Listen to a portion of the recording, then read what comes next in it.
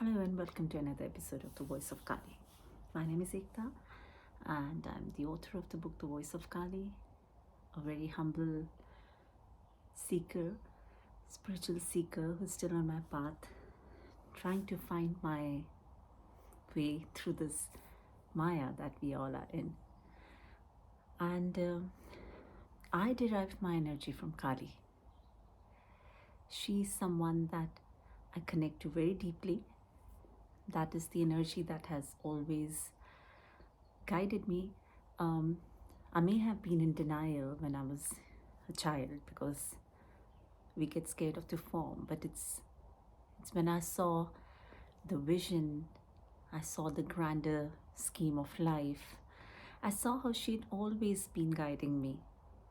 I realized the love that she brings in your life, the clarity that this energy brings in your life. And for me, Kali is a mindset. And it is that empowered mindset within us that helps us become a seeker in true sense, spiritual seeker. So in the last episode, we talked about when is this energy of Kali awakened in our life. And I'd said that it comes when we go through a lot of denial and our soul comes to a point when it does not want to recognize with this denial that we are living in, because it is all knowing. Our soul is Satchitanand, it knows it all. So there comes a point in our life, and it comes after lots of karmas that we may have done, accumulated good karmas, that we come to a realization when our soul, it starts knocking our inner voice starts telling something to us that something is not right. And that's when we start looking at truth just as it is. It takes a lot of courage to live life without excuses, and that is an that is a clear indication that Kali is there. So today let's talk about what happens when you start living this life of truth, when you start recognizing this energy of Kali in your life. The first thing that happens when you either start speaking the truth or you start accepting the truth is that there comes a lot of anger and confusion, which can be a very anxious place to be in, because you go in a kind of void. There is no knowing, and yet there is no not knowing. You know something is not working, and that's why you have taken the courage to step up. Look at this as a spiral, which is the way I look at it. That you step up the first spiral, the down, if it's like a cone, the spiral, and you find courage to step up from the Maya to the next spiral, which has a shorter circumference, but there are also less people there. And those people that you recognize, that you have lived with, that you've always thought are true in your life, friends or family whom you may have made excuses to be in that group, to feel included in that group. You've kind of stepped up from there. So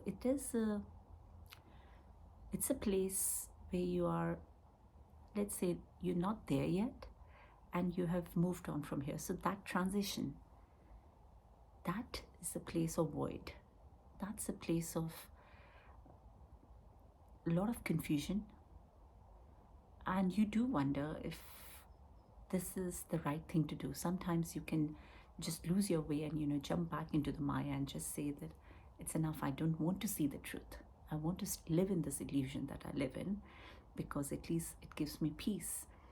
But if you have taken the courage to move to the next step, the first thing that will come is confusion, obviously, because you don't know where we are going, and a lot of anger. Anger because now you can see, you can look back in your life and you can see the details, the subtle details which You decided not to look before. And that doesn't mean that you go and brood over it. There is a difference between that, which is something which we as humans always do sometimes. We just look back and we are just repeating something in our mind again and again. I'm not talking about that kind of reflection. I'm talking about a reflection that includes understanding, a reflection that includes knowing yourself more, a reflection that includes self observation. And that is what starts happening. You start to observe not the world around you, not just the world around you. You go into a deeper self observation mode, which comes without judgment. So, what you've got to remember is that when you go in this journey of self observation, let there not be any judgment about anything. If you go into that spiral of judgment, you will probably fall into darkness of depression, because there will be things that you will feel that you should have stood up for yourself when you were humiliated. You should have said this when someone said that.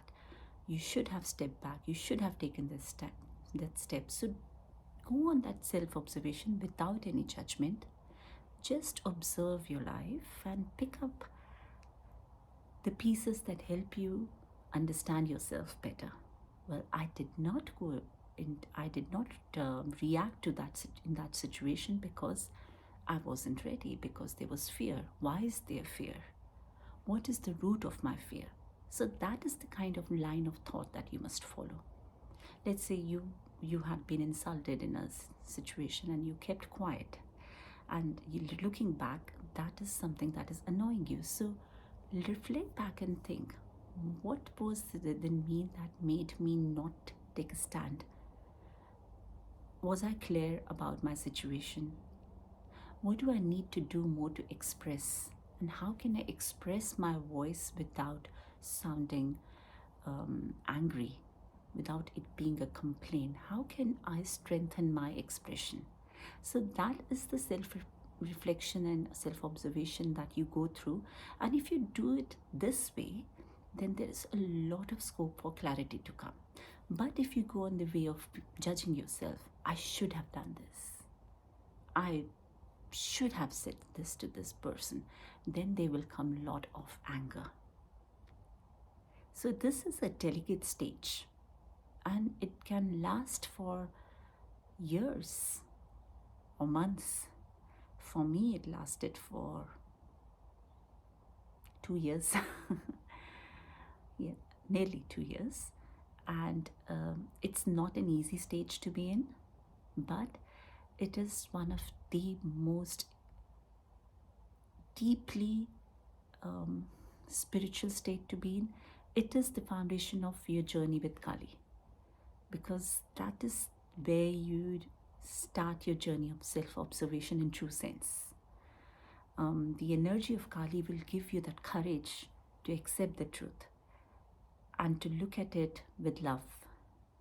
But if you hold on to that empowered mindset, you will get through this phase quite smoothly. But if you leave that empowered mindset and go into that human mindset of complaint and sadness, then you might go into the dark night of your soul, which is just depression. So when you are in this void, when you are in this transition, always recognize the fact that you have that empowered mindset which looks at things in a very non-judgmental way with a lot of love, so that whatever anger is coming, you recognize that anger, but you don't act upon it, you don't react upon it, you just let it be. It's not easy, but it's not doable. This is the part where an individual becomes a seeker. This is the part where a seeker becomes a traveler. You're not just seeking, you're not just reading, you're not just reading books, you're not just gathering knowledge, you're putting it in practice. And that is spirituality all about. It's not about reading 1,000 books and knowing all your Vedas and shlokas and whatever knowledge you have. It's about putting that knowledge in practice in your everyday life, in your everyday moment, in your everyday experience. So if you have felt that you have awakened the Kali within you and you are in this void of confusion and you are reflecting back and you're looking at things, things will automatically come. Once you awaken the Kali within you, you will automatically start seeing the subtler details of events in the past that have happened. But remember, the energy of Kali is so beautiful that it will also heal you if you look at those things in a non-judgmental way. It will be a very healing process. I'll share with you a small incident that happened with me. So for me, there came a time when, again, I was in a very confused state, but trying not to be judgmental. So I had this beautiful dream where I saw Kali in a form of a friend. Um, she always comes to me in my dream as the celestial being. And she held my hand and she took me to a past event. And she asked me, gave me the choice to replay that event according to how I wanted to do it.